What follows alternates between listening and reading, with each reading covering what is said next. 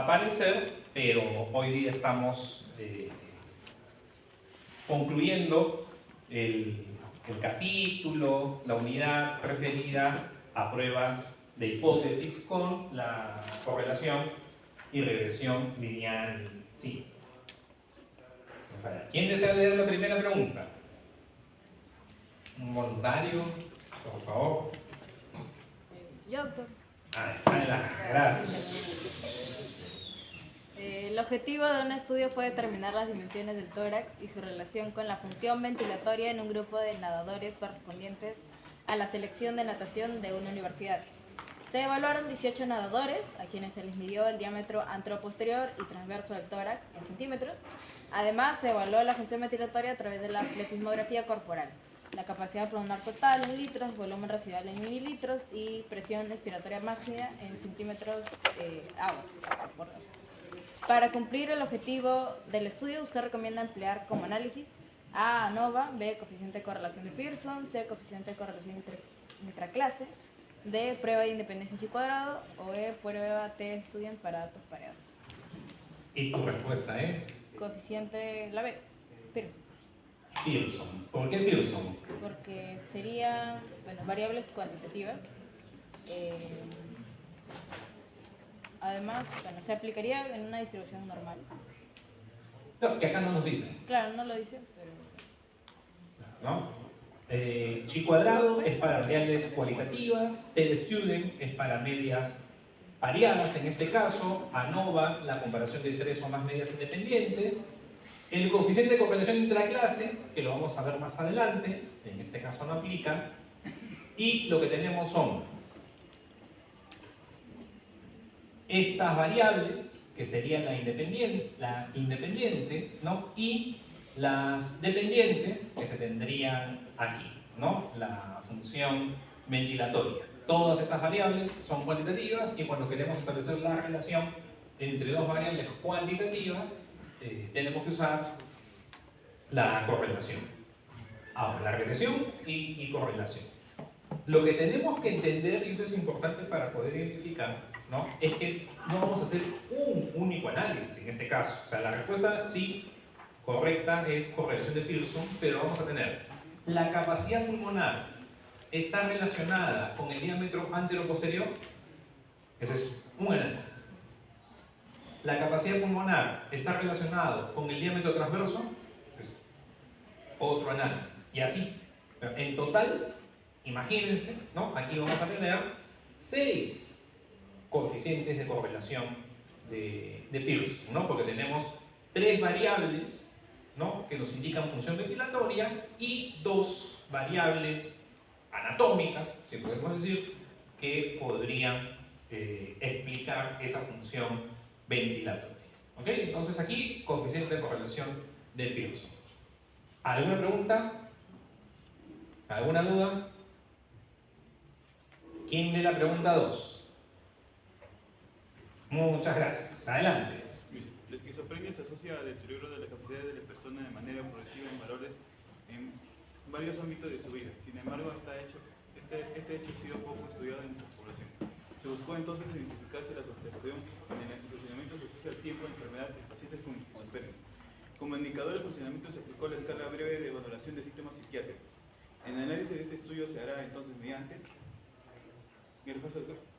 ¿Tu respuesta? Coeficiente de correlación de Spearman. Exacto, coeficiente de correlación de Spearman. Con esta pregunta nos detuvimos bastante con el grupo anterior. ¿Y por qué Spearman? Porque ¿qué pasaría si hubiera aparecido aquí como alternativa Pearson? Ahorita no está Pearson. Entonces, hasta por descarte, ¿no? La mejor respuesta de las que están presentes es Spearman. Pero si hubiera estado Pearson, ¿por qué Spearman y no Pearson? Porque no es una prueba no paramétrica, porque al utilizar ese indicador de funcionamiento en escalas, quiere decir que no va a tener una distribución normal. Exacto, o sea, va por ahí. Va por ahí. ¿No por ahí? No sería por el hecho de que no son valores como tal, sino que estamos hablando de rangos de valores, aparte que es una escala de valoración. Entonces, estadísticamente, ¿qué escala de medición está aplicando para el funcionamiento, ¿no? El funcionamiento de estos pacientes? ¿Qué escala de medición se está empleando para valorar este funcionamiento? ¿Es una escala nominal, ordinal, intervalo de razón? Podría ser de ordinal, Ordinal. aunque lleva números, es al mismo. Exacto. Aunque lleve números, es ordinal.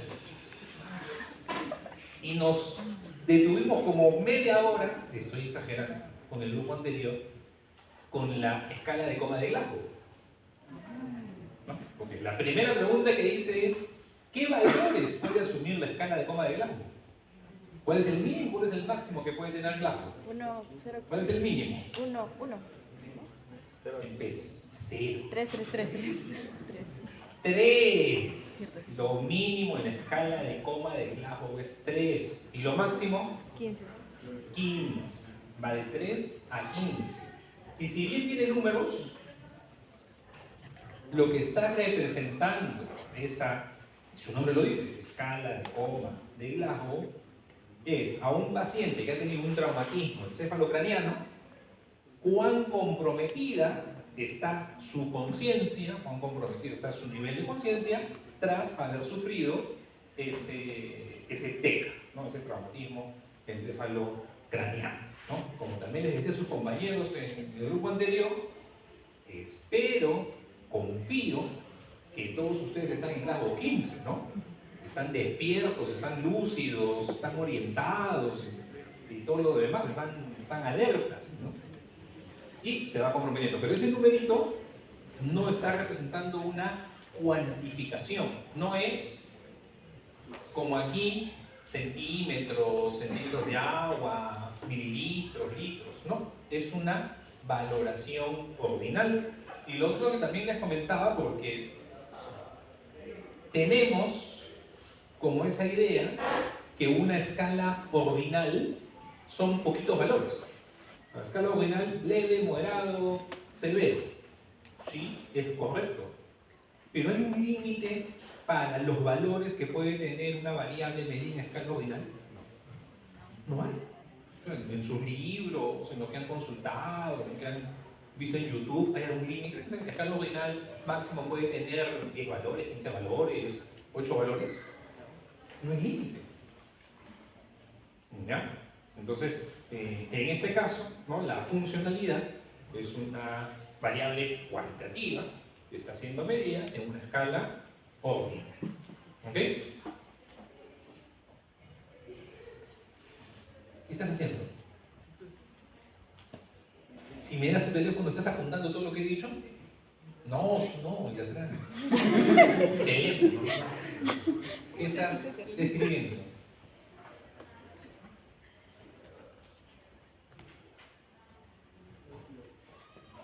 Si me das tu teléfono, todo lo que he dicho está ahí escrito. Concéntrate.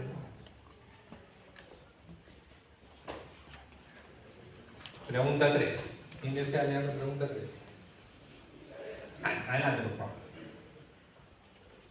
Una investigación tuvo como objetivo relacionar el consumo per cápita de carne roja y la mortalidad por cáncer de próstata, mediante el análisis de estos indicadores para el año 2015 en los 30 países. Se obtuvo como base de los resultados la siguiente.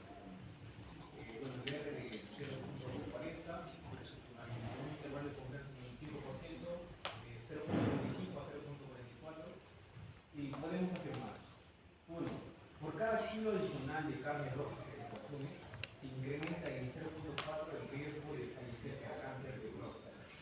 Bueno, esto yo lo aclaré como falso, ¿no? Porque para eso tendríamos que tener la recta, ¿no? De regresión lineal, ¿no?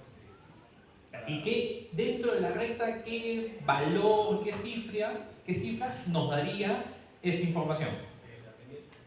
La pendiente, ¿no? La pendiente. Bueno, 2. El 40% de la mortalidad por cáncer de próstata puede explicarse por el consumo de carne roja en la población. Aquí también me haría falso porque para esto sería el coeficiente de contaminación, ¿no? Y bueno, creo que sería 16%. ¿Crees? Pues 16%. Es 16%, ¿no? En este caso 16% porque es el R al cuadrado, ¿no? 0,4 al cuadrado, 0,16.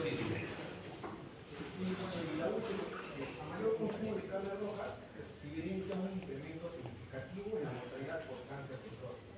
Sí que es lo que marcaría como verdadero, ¿no? Porque, bueno, estamos viendo que es típico de deseo, ¿no? Y bueno, hay un 0,4, es que hay una relación lineal, ¿no? No es un- Directa. Directa. Directa. ¿Y por qué es significativo? No va a repetir, me parece. El 1,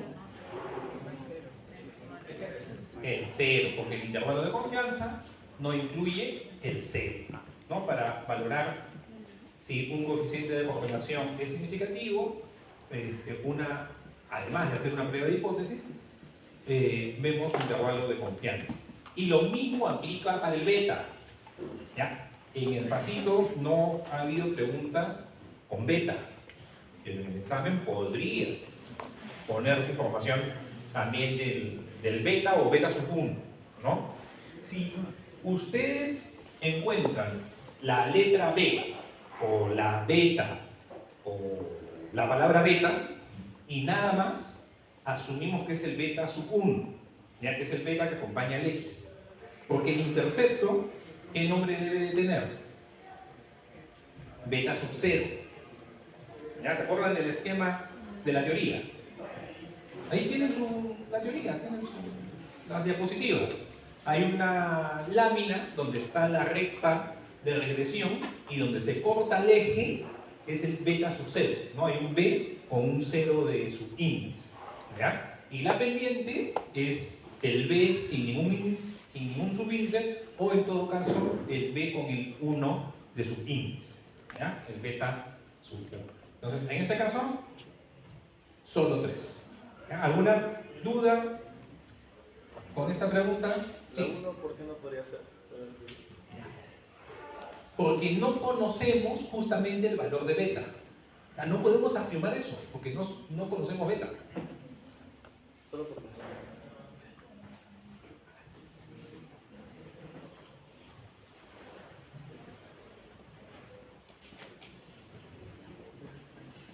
No hay que, yo me confundí, en la mañana ahí se me hizo un enredo.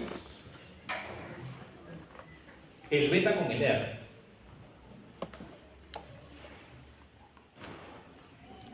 Cuando tenemos una recta de regresión,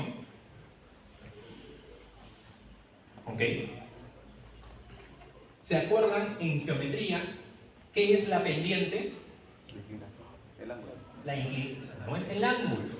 Es la La tangente. pendiente. La tangente del ángulo. Exacto. ¿Ya? Cateto opuesto sobre cateto adyacente. ¿Ya? Esa es la pendiente. ¿Ok? Entonces, y en la teoría se explica. Si esto, ¿no? Hacemos nuestro triángulo rectángulo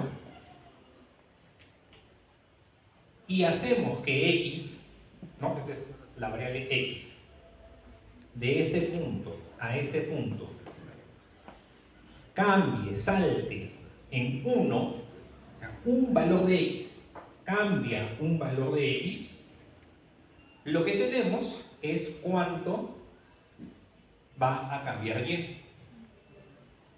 ¿Ok? Este cambio de Y por un valor que cambia X, o sea, que cambia un X, está cambiando B veces Y. Este B es la pendiente. ¿Ok? Porque si yo divido B entre 1, ¿qué tengo? B. B entre 1 es B. ¿No? O sea, la pendiente, cateto opuesto sobre cateto adyacente.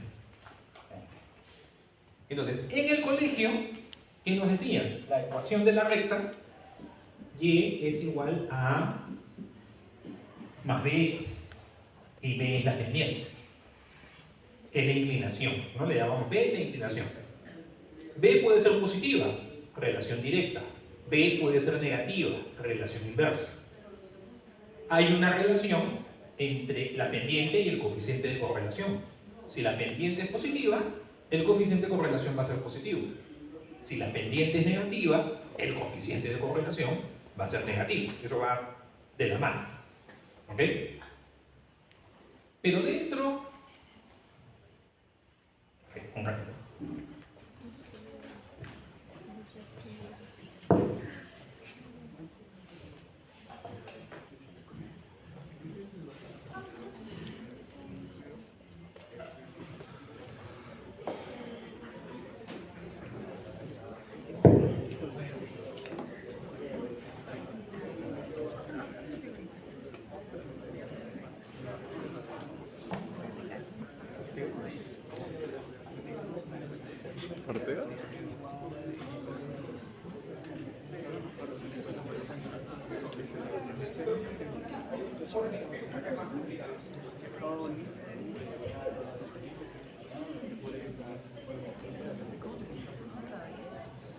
Sí, adelante, adelante, por favor. Tenemos una visita del vicerrectorado académico.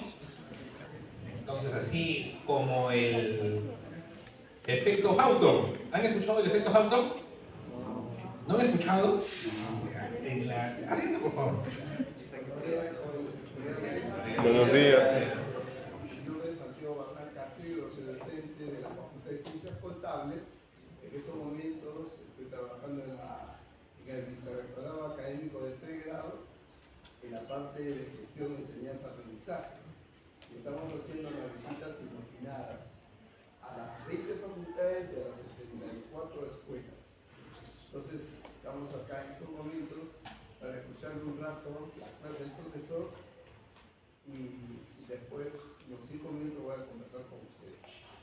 Ya, cierro, profesor. Muy bien, muchas gracias, muchas gracias. Entonces, como les comentaba, el efecto Hawthorne.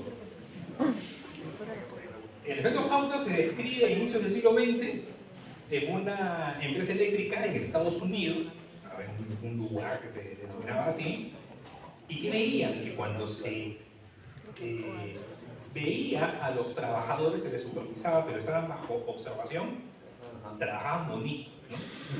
Y cuando no estaban bajo observación ya hacían lo habitual. Entonces, profesor, los alumnos se van a portar muy bien ahora. No van a hacer bulla, van a estar atentos, ya no se tienen que portar bien, si no, ya saben lo que sucede. Bueno, sigamos. Entonces, en el colegio, esta es la ecuación que les daban, ¿no? Y es igual a más bx. En estadística, esta A va a cambiar de nombre. Ya no se va a llamar A. ¿Qué nombre va a recibir? Beta sub c. Y vamos a tener bx o b1. ¿Ok? En una regresión múltiple, ya tenemos y es igual a beta sub 0, b1 x1, b2 x2, bn xn. ¿Ok? Entonces, en esta primera afirmación no nos están dando el valor de cuánto cambia y por cada valor que cambia x.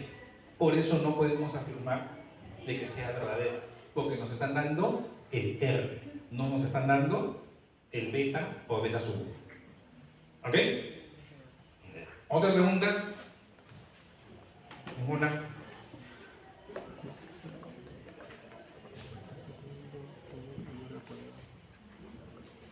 ¿Cuál es la pregunta 3? Pregunta 4. Doctor, tenía una duda respecto a la 2, ¿no? Si llegamos a esa conclusión a partir de lo que nos dice el modelo de regresión lineal, entonces estaríamos considerándolo como un dogma, por así decirlo, ¿no? O no necesariamente podemos llegar a esa conclusión si es que tenemos, no sé, un factor o algo que nos indique que no podría ser así. No, es el modelo. Para este modelo,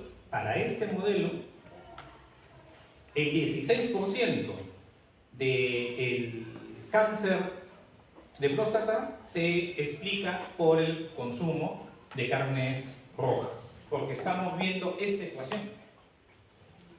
Para esta ecuación, Y es explicada por X en un 40%. ¿Ya?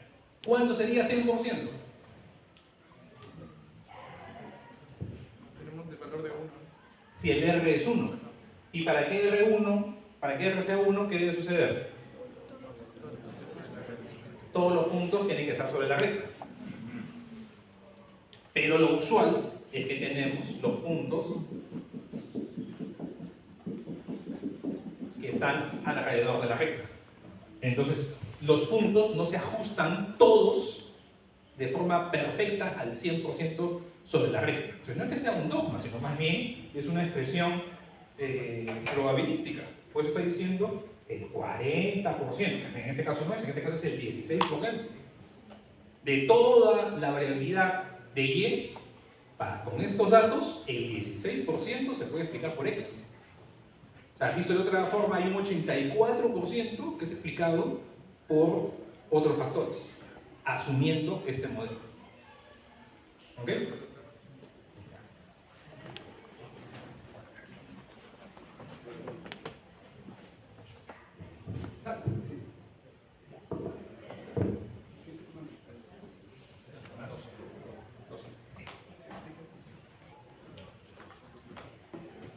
Bien, jóvenes, bueno, ya hemos escuchado una parte de la clase.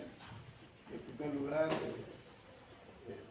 darles el saludo del vicerrectorado académico a todos ustedes por su asistencia a estas clases. Y me parece que está bien, veo un salón bastante nutrido de alumnos. En primer lugar, alumna, ¿cuál es el nombre de la asignatura que están desarrollando? Voz alta. Bioestadística y demografía. Ya, ¿de qué trata esta asignatura? Bueno, es justamente el uso de la bioestadística, pero más aplicada a lo que es la medicina, ¿no? Estamos viendo temas relacionados a aplicaciones médicas, como por ejemplo hallar la relación de variables, en este caso aplicadas en la clínica. Ya. Bien. Alumnos, te pregunto, ¿les han proporcionado el sílabo de esta asignatura? Sí. ¿Todos tienen sus sílabos? Sí. Ya. Alumnos, ¿en qué semana estamos de clase desarrollando? Semana 12. Semana 12. ¿Coincide con el sílabo que tiene de la semana 12? Sí. ¿Sí? Ya. Otra pregunta. En cuanto a la asistencia del docente a clase, de acuerdo a los horarios, ¿llega a su hora puntual el profesor? Muy puntual. Demasiado. Sus exámenes, la parte práctica y los exámenes parciales, ¿les toman siempre de acuerdo a un horario, un cronograma? Sí. ¿Se entregan sus notas también? Sí. Por otro lado, les quiero preguntar, ¿cómo ven esta asignatura? ¿Qué tal? ¿Hay metodologías? ¿Captan ustedes el tema que les está explicando? ¿Sí? Ya. Y en las otras asignaturas, ¿qué tal? ¿Cómo están yendo ustedes? A ver, alumnos, sí, a ver, tú. O sea, a comparación con los otros cursos, considero que este es el curso que está mejor organizado y más ordenado. Las otras asignaturas, ya. ¿Cuál es, por ejemplo, de los, pero les entregan sus sílabos de las otras asignaturas? Sí, pero después de tiempo. No les entregan oportunamente. Ya, anota. Ya. En cuanto ustedes, pero con esos profesores han conversado, se han acercado a la autoridad a decirle que no está cumpliendo el profesor. Yo entiendo que es un asunto de escuela, ¿no? Que no les aprueban el sílabo. Ya. Por ejemplo, ¿qué asignatura es el que tiene problema? Una asignatura, nada. Miren, jóvenes, lo que queremos nosotros es mejorar. No se trata aquí de sacar, de liquidar a nadie. No, nuestra visita es para mejorar. Entonces, tomar las medidas, porque después, el siguiente semestre, así un momento cualquiera, vamos a venir para ir corroborando. ¿Cuál es esa, por ejemplo, qué asignatura tiene ese problema? Que no está cumpliendo. En fisiología demoraron En fisiología demoraron en entregar esto. Fisiología, ¿no? Fisiología no, la Ya, en cuanto a los temas que desarrollan los profesores, la diapositiva que presentan, ¿están conformes? ¿Hay que buscan ustedes que tengan una mejora en la preparación de sus diapositivas? De este curso. No, sí, de este curso, por ejemplo. De este curso sí también. Ya. ¿Y el de nosotros? Puede mejorar. Debe mejorar. Ya. Bien, finalmente, en cuanto a la atención por bienestar universitario de la facultad, cualquier requerimiento que ustedes solicitan, ¿son atendidos oportunamente? No. ¿Cómo qué, por ejemplo? A ver. Hemos entendido que la oficina, la OCU, ¿no? Sí. Es la que se encarga de ver procesos psicológicos de los alumnos, sin embargo, cuando se presentan nunca nos atienden. ¿Cómo qué, por ejemplo, un caso? Tramitar algo de solicitar, por ejemplo, charlas con psicólogos de Ciudad Universitaria. Los trámites no son llevados a cabo. No tenemos acceso a ello. ¿Y han hablado ustedes con el director de su escuela para que... El director debe estar al tanto de la información, porque se le informa oportunamente de la situación, pero no hay cambios. O sea, se hace la programación de esas capacitaciones y no hay participación. Ya, entonces, bien. Cualquier otra intervención voluntaria, alguna sugerencia, alguna recomendación por parte de ustedes. Díganlo nomás, porque lo que queremos es que luego con esto vamos a levantar, ¿no?, toda una información y luego tomar las acciones que corresponden para que haya una mejora. ¿Sí? ¿Tú, alumna? ¿Alguna intervención? Sí. Quiero que lo digan jóvenes porque después, cuando nos retiramos y si hay problemas, no sabemos, ¿no? Lo que queremos es mejorar. Sí.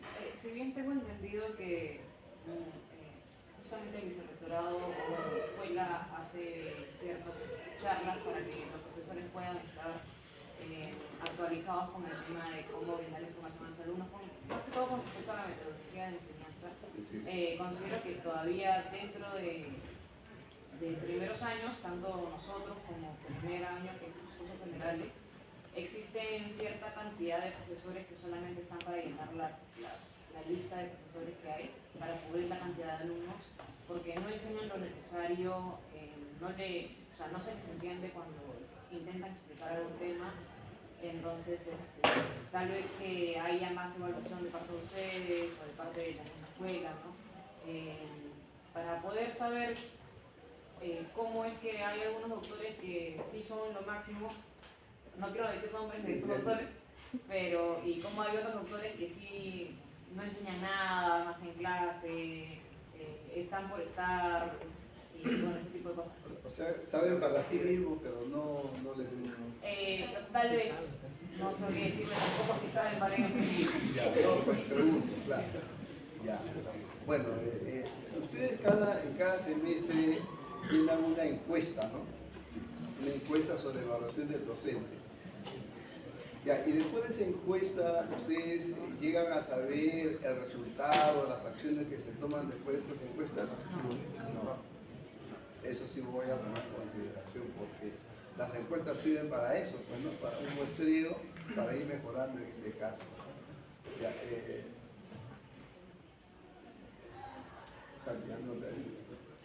toman las encuestas, pero ellos nunca saben el resultado de las encuestas que hacen a los docentes para que algunas acciones.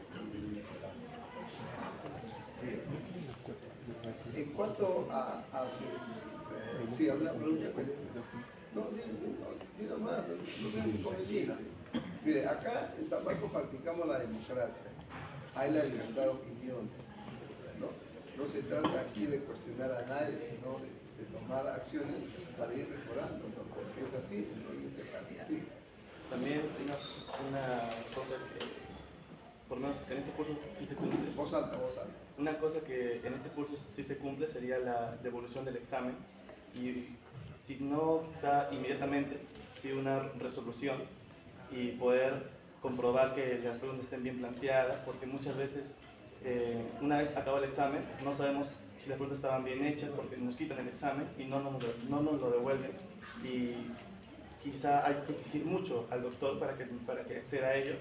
Y si accede, pone condiciones que no nos favorecen mayormente, como si está mal o si vas a perder tiempo, te bajo puntos. Eso quiere decir que solamente te publican la nota de la asignatura y no sabes tú si realmente el solucionario que no les entrega, ya, ese es un punto muy interesante. Bueno, yo les comento, jóvenes, yo estudié también en San Marcos, yo estudié entre los años 73 y 78 en la ciudad universitaria, y bueno, resulta que nosotros tenemos, cada salón era al menos 100 alumnos aproximadamente, y nos tomaban los exámenes y sí, nos entregaban, y aparecía las notas. Había en esos tiempos un primer sustitutorio, segundo sustitutorio, y al final le llamábamos ahí suplicatorio, ¿no? Pero nos entregaban las notas. Entonces hay que buscar y colocar eso, que no les entregan el solucionario de los exámenes, de las prácticas, y solamente la lista. Y cuando hay alumnos que preguntan, no les dan la respuesta del resultado. Sí. Quisiera aclarar algo acerca de ese punto, que más que todo ha sido en el ciclo que hemos pasado ya, no actualmente. De repente mis compañeros se están refiriendo a puntos en los que ya hemos pasado, no en el actual. Entonces yo tengo ese punto de vista, no sé si los demás apoyan el punto de vista, porque si es cierto, no todos, pero en el siglo pasado sí se vio eso, de los puntos menos, pero actualmente yo sé entendido de que en ningún curso te baja puntos si acaso quieres realizar tu examen. Puede que sea, Ya está bien, ¿no? puede que sea quizá, el problema sería que se normalice la entrega del examen y que el docente esté abierto quizá a una corrección de que si se ha equivocado, que lo admita y que obviamente el alumno que haga el reclamo venga con el fundamento también, o sea, que esté abierto al diálogo y que si accede a la revisión no sea tampoco una revisión de que ya, tu examen, ya te vas, y si no se puto, sino que sea algo como hace el doctor en este curso, en donde permite y explica las preguntas una a una. Puede ser algo así. Ya está bien. Bueno, jóvenes, entonces les hemos escuchado a ustedes y no se sientan mal. Yo entiendo estos problemas porque he estudiado aquí en San Marcos y sé las vicisitudes que tenemos que pasar. Pero de todas maneras tenemos que darle alternativa de solución. Y siempre como sanmarquinos son retos y cada día tenemos que ir asumiendo que esta es una universidad emblemática y tenemos que siempre estar preocupados, interesados porque salga adelante, especialmente esta facultad de medicina, ¿no? Que es una facultad pues que es muy de mucho prestigio a nivel nacional y a nivel internacional. Entonces, jóvenes, les he escuchado a ustedes, voy a llevar esta preocupación y también parte de los logros de algunos profesores. Entonces, esperamos que en la siguiente visita tengamos que ir mejorando mucho más sobre lo que está pasando. Bien, jóvenes, entonces lo dejo a ustedes, muy buenos días y sigan sus clases. Y siempre, como dice nuestra rectora, un sanmarquino debe ser superado por otro sanmarquino. Nos vemos, jóvenes.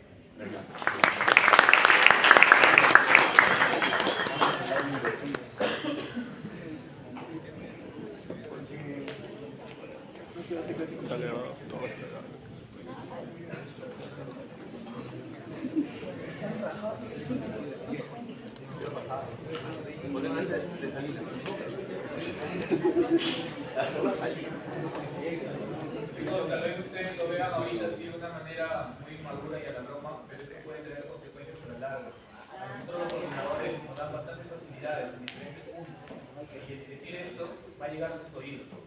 Y luego no se estén quejando, no estén conectar al largo. Esa manera de pensarse que da facilidades.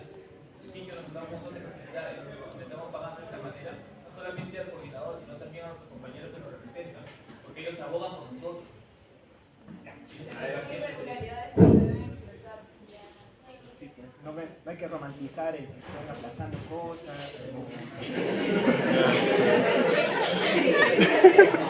Yo me perdí, algo cuénteme.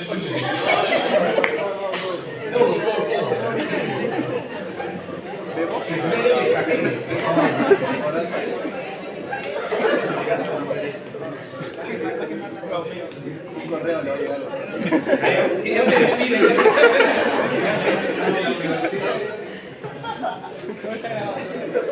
Está grabado. Ok, a ver, sigamos. Pregunta 4. ¿Quién desea leer? Pregunta. Adelante.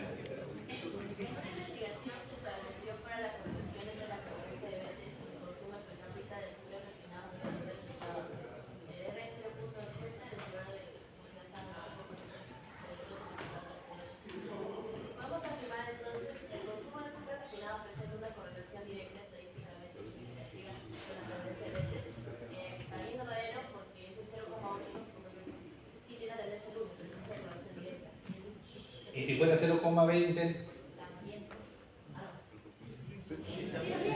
y si fuera 0,09, exacto. No es porque está cerca del 1, es porque es positivo.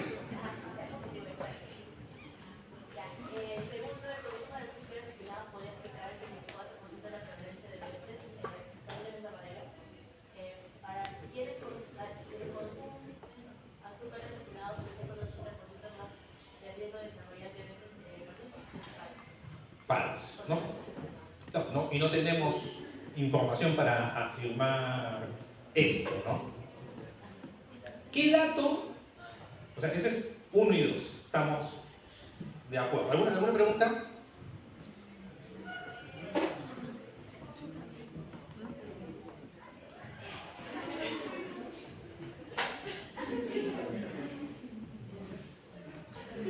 Dos nomás. ¿Alguna pregunta? ¿Alguna duda?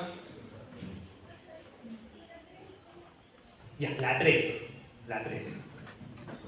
¿Qué información necesitaría para que la 3 sea verdadera? No. En realidad, ya no es de este tema. ¿Qué información necesitaríamos?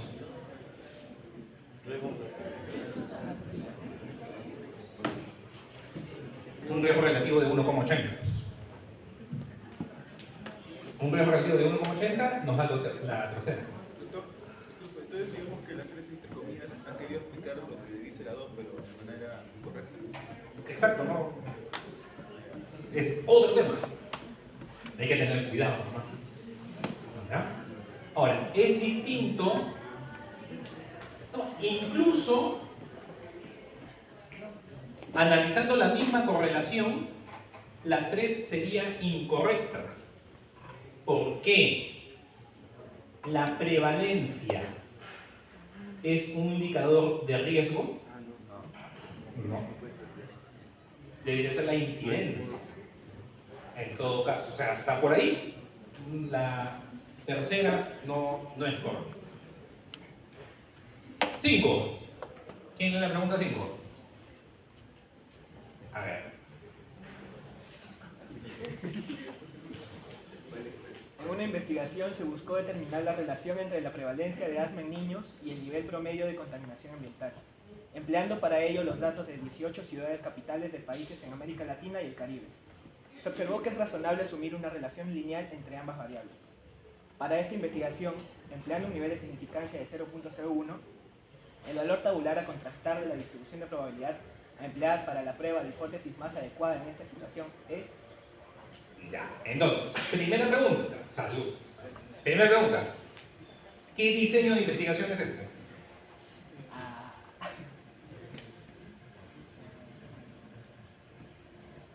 Al grupo anterior también le pregunté y estaban en la vía pública. Diseño ecológico. ¿Qué diseño es? Ecológico. No es cortes. Ecológico. Ecológico. Es un estudio ecológico. Y ya le dije al grupo anterior, en el examen final, voy a hacer preguntas sobre diseños de investigación. ¿Qué no? ¿Ya han tenido su curso de investigación el año pasado? Ya hablé con el grupo anterior, ya está decidido. ¿Ya? Busquen al profesor y quéjense. Por eso, pues, ya se fue, ya les digo, ya, si no. Tranquilo. Doctor, ¿por qué no enseña en casa? Porque enseño epidemia. En quinto año nos vamos a ver. El doctor en casa. Sí, enseño. Pregunta, ya, sigamos con esta pregunta. En este escenario estamos buscando, ¿no?, identificar o calcular, estimar el coeficiente de correlación, que es un estudio ecológico. En los estudios ecológicos, con mucha frecuencia, estudios ecológicos de grupos múltiples, ¿no?, vemos para diferentes poblaciones indicadores. Un indicador que suele ser de enfermedad o de muerte y un indicador que me señala la exposición a cierto factor. Por eso, la pregunta 3 es un estudio ecológico. La pregunta 4 es otro estudio ecológico. Esta pregunta 5, un tercer ejemplo chiquito de estudio ecológico. Entonces, para el contraste de hipótesis, para el coeficiente de correlación, ¿qué distribución de probabilidad empleamos? La T-descripción. ¿Con cuántos grados de libertad? N-2. N-2 grados de libertad. Entonces, estos valores, estos numeritos que figuran aquí, deben ser de una tabla T. Entonces, ¿dónde debemos dirigirnos en nuestra tabla T, ¿no?, para poder establecer cuál es el valor con el cual vamos a contrastar? Primero, grados de libertad. ¿Cuántas ciudades son? ¿Con cuántos grados de libertad vamos a trabajar? 16. Entonces aquí, 16. Las pruebas de hipótesis para el coeficiente de correlación son unilaterales o bilaterales. Bilaterales. Si nos están diciendo que se trabaja con un 1% de nivel de significancia, ¿a cuál de las columnas de las T es que tenemos que ir? A la última, a la del 99,5. ¿No? Porque 0,5% va a estar a la derecha, 0,5% va a estar a la izquierda. Entonces cruzamos columna de T 99,5 con 16 grados de libertad, ¿y qué valor tenemos? 2.9208. ¿Ok? Y esa es entonces la respuesta. Otro dato que le di al grupo anterior y para que tengan uniformidad de la información y no sé qué. ¿Cuántas tablas ustedes conocen? Acá en estadística. Binomial, Poisson, normal, T, Z, perdón, F, chi cuadrado, ¿no? Porque normal es la Z. 6 tablas. En el examen final van a venir las 6 tablas. Claro, el examen final es todo el curso.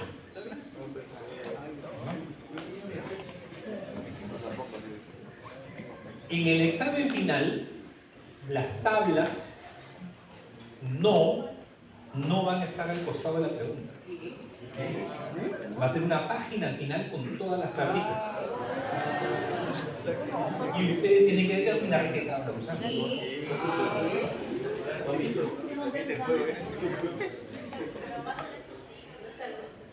Ah, claro, o sea, simplemente es tabla T, tabla C, tabla T. Así como está. Si ustedes tienen este recuadro, ¿saben qué tabla es?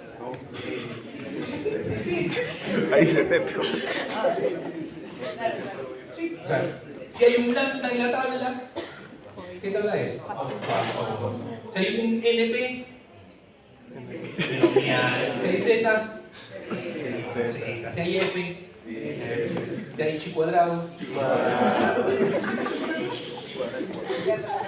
Más fácil. Que la tabla de 1. Ya, tranquilos. Pregunta 6. ¿Quién desea leerla? Pregunta 6. ¿Nadie se anima? Pregunta 6. Vamos, muchachos. Alan. Ahí hay voluntad. Tú levantas esto, ¿no? Y atrás también. Ya, tú primero.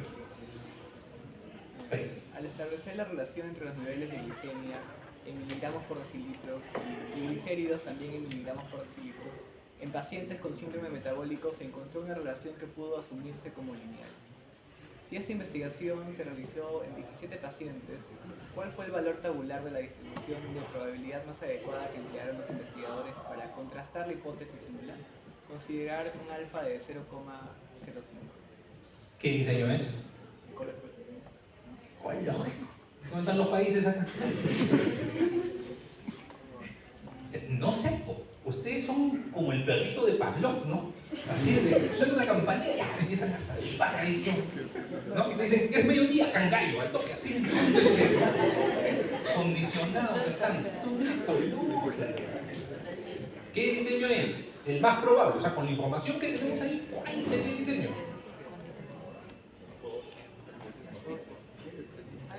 ¿Por qué escuché?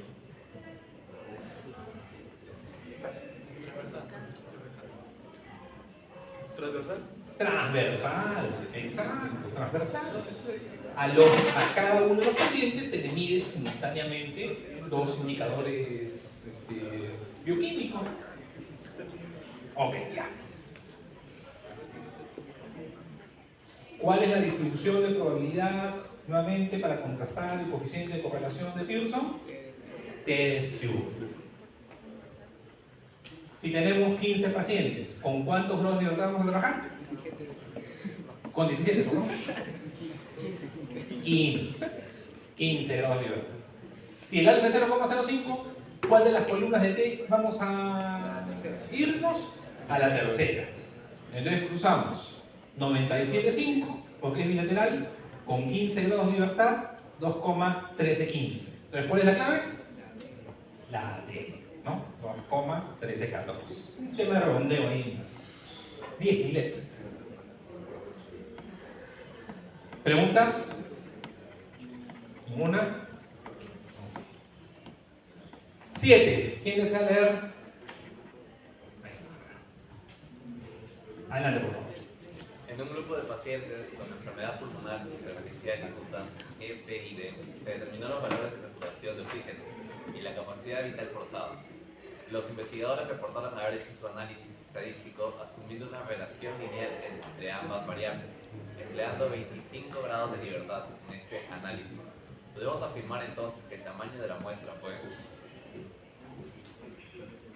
¿Cuál fue el tamaño de muestra? 27.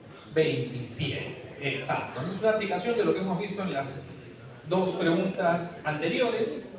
Ya nos dan los grados de libertad y sabemos que los grados de libertad es n-2, por lo tanto n es grado de libertad más 2 en este caso, ¿no? 27. Pregunta 8. Tú querías leer hace un ratito, a ver, lee la 8, por favor. Los residuos en cada individuo se calculan como la diferencia entre la media de la muestra y el valor de cada individuo. B. La diferencia entre lo predicho por la regla y lo observado para cada individuo. C. La suma de cuadrados total menos la de regresión. D. La suma de cuadrados total menos la de regresión dividido todo por la diferencia de grados de libertad entre los totales y los de la regresión. Y es la suma de cuadrados total menos la de regresión dividido todo por los grados de libertad de la regresión. Y la respuesta es...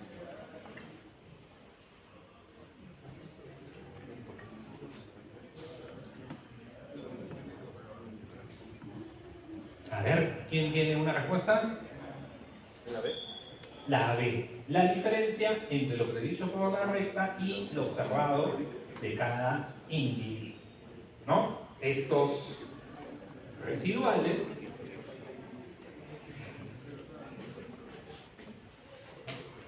son la distancia de cada sujeto. Imaginémonos, este paciente.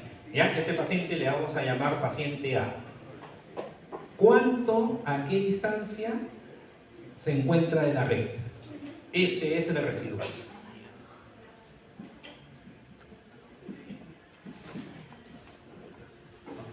Imaginemos que este de aquí es el paciente B mayúscula. Esta distancia es su residual.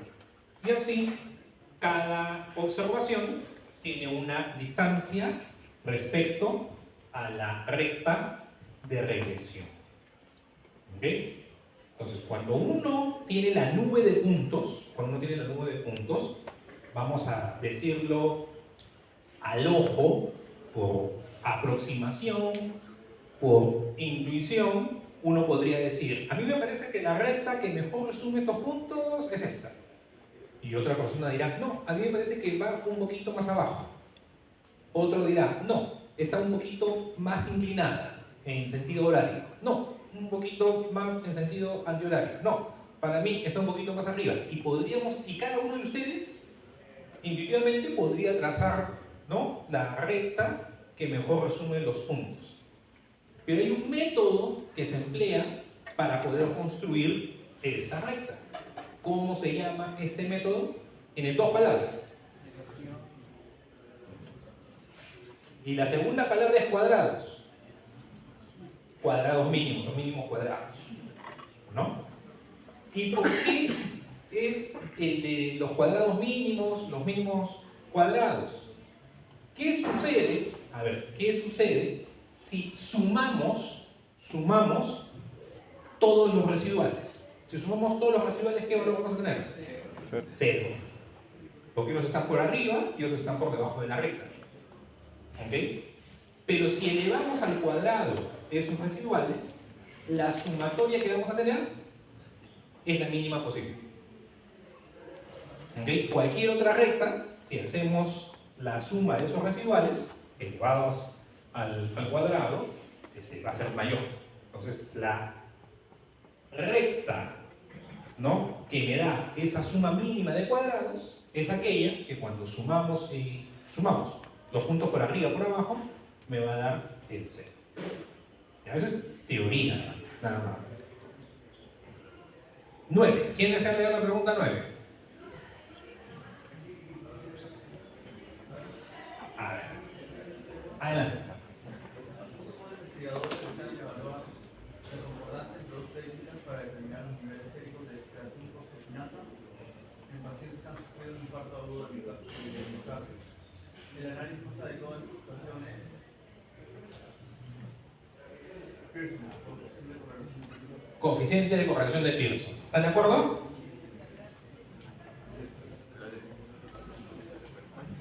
Coeficiente de correlación intraclase. Este tema no está en la teoría, no está en las diapositivas, no está en el video, no aparece. No es por descarte tampoco, porque hay muchas cosas ahí raras. Pero es para traer el tema y conversar. Escuche, ¿qué es lo que sucede? Lo que deseamos evaluar en este escenario es concordancia. ¿Ok? Es decir, si dos evaluadores, si dos instrumentos, si dos métodos para el mismo fenómeno coinciden. No estamos evaluando fenómenos distintos. Todos los ejemplos que hemos visto hasta ahora, ¿no?, decía, consumo de carnes rojas, cáncer de próstata, contaminación ambiental, prevalencia de asma, nivel de triglicéridos, nivel de glucosa, diámetro del tórax, capacidad forzada, y así, ¿no? O sea, eran dos variables distintas. Y, una variable dependiente, X, una variable independiente. Pero hay situaciones donde queremos ver si la misma variable es evaluada, es medida con el mismo valor por dos métodos diferentes. Entonces, eso es concordancia. ¿Ya? Entonces, cuando tenemos una variable cuantitativa y queremos determinar si dos métodos evalúan igual la misma variable cuantitativa, tenemos que usar esta técnica. No se usa el coeficiente de correlación. Entonces, esta pregunta la traigo para que sepan de que hay un análisis específico, particular, para esa necesidad. ¿Por qué?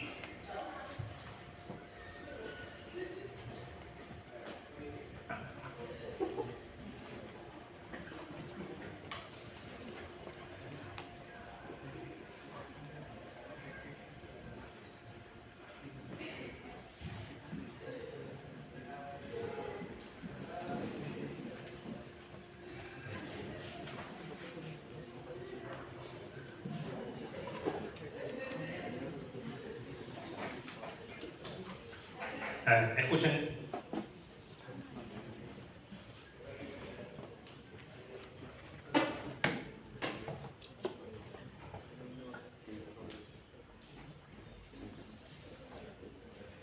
¿Cuál es el valor del coeficiente de correlación de Pearson? En este caso. 1.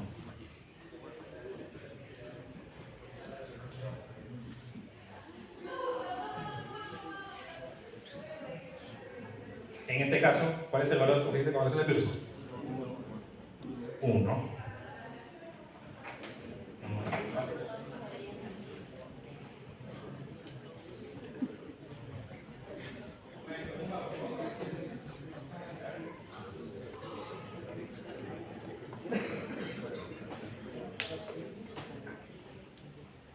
Ahora, estas rectas me señalan una concordancia. ¿Son concordantes? Si esta es, imaginemos, ¿ok? Hemoglobina y hemoglobina. Esto es con sangre total, ¿no? Sacando, ¿no? de la vena, y este es con una sangre capilar, el hemocube. ¿Son concordantes los valores? Pues el coeficiente de correlación es perfecto. Entonces, ¿cuál sería el resultado que me mostraría la concordancia?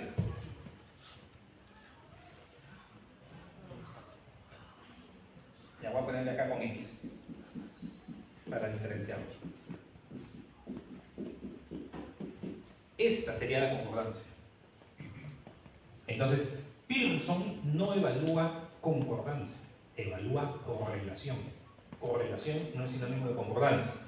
En todo caso, si dos resultados son concordantes, se correlacionan. Pero no toda correlación implica concordancia. ¿Está bien? ¿Otra vez?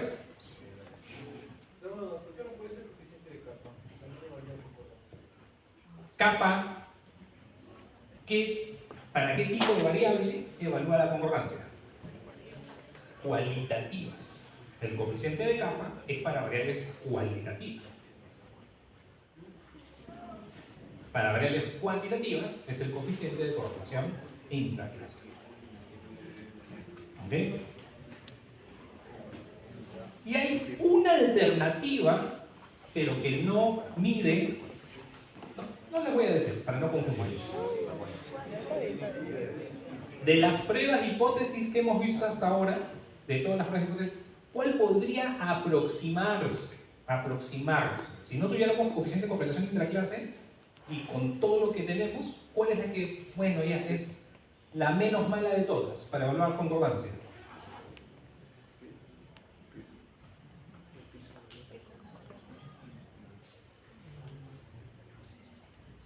T-Student de medias variadas.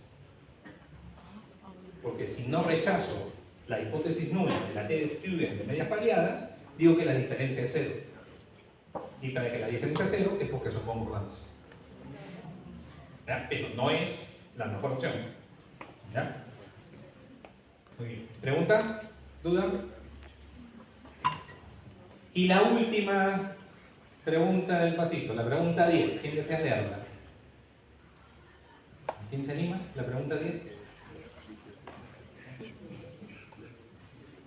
¿Nadie? Adán, ¿quién quieres que lea la última pregunta? Nadie se anima. Tú escoge. ¿Un número o cualquier? No, los conoces a todos, ¿no? Sí, ¿no? Salazar. Salazar. ¿Quién es Salazar? ¿Quién es Salazar? Salazar. Adelante. A ver, Salazar. Si encontramos un valor 1 para el coeficiente de determinación, siempre se cumple que la regresión predice 100% de la variabilidad de Y, el coeficiente de correlación es el máximo posible y todos los residuales valen 0, sea cual sea el valor observado. A ver, la 1, ¿es verdadero o falso? Sí. Es verdadero, ¿no? 1, coeficiente de correlación, determinación 100%, es que predice toda la variabilidad. 2, ¿verdadero o falso? Falso. ¿Por qué? Porque Sí, es verdadero. Podría ser menos 1. Ya lo has escuchado y no sé quién te ha soplado. O sea, esto es falso porque el valor del coeficiente de correlación es el mínimo posible o el máximo posible. Para que el coeficiente de determinación sea 1, determinación 1, es porque R es o menos 1 o 1. Entonces no es el máximo posible, es el mínimo posible o el máximo posible. ¿No? Cualquiera de esos dos extremos me lleva a un coeficiente de determinación del 100%. ¿Y esta es verdadera o falsa? Verdadera. ¿Qué es lo que...? Bueno, ya borré en la pizarra, pero en todo caso, lo que ahora figura, vean, los puntos coinciden sobre la recta. Los puntos coinciden sobre la recta, los puntos coinciden sobre la recta. Entonces, ¿cuánto vale cada uno de los residuales? 0. ¿Ok? Entonces, todos los residuales valen 0. Sea cual sea el valor observado. Exacto, no importa cuál sea el valor observado, coincide sobre la recta de regresión. En este caso es 1 y 3. ¿Correcto? ¿Alguna pregunta, duda? No se vayan todavía. ¿Pregunta? ¿No hay preguntas? Ya, nadie. En la PPT pusieron más éxito. Esos son los residuales. Pero es la suma de los residuales.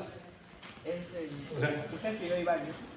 Claro, sí, ya, si lo sumo todos esos, ¿cuánto es? 0. Por eso es que al final es y es igual a más de x. Pero la suma de los residuales es 0. Pero esos residuales, por ejemplo, uno de los supuestos, ¿cuál es? De los residuales que siguen la norma. ¿Ya? ¿Otra pregunta?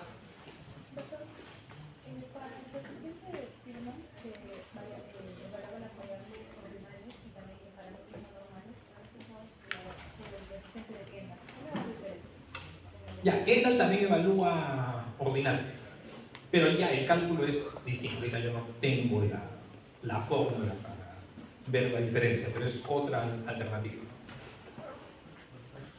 Es la tau, creo.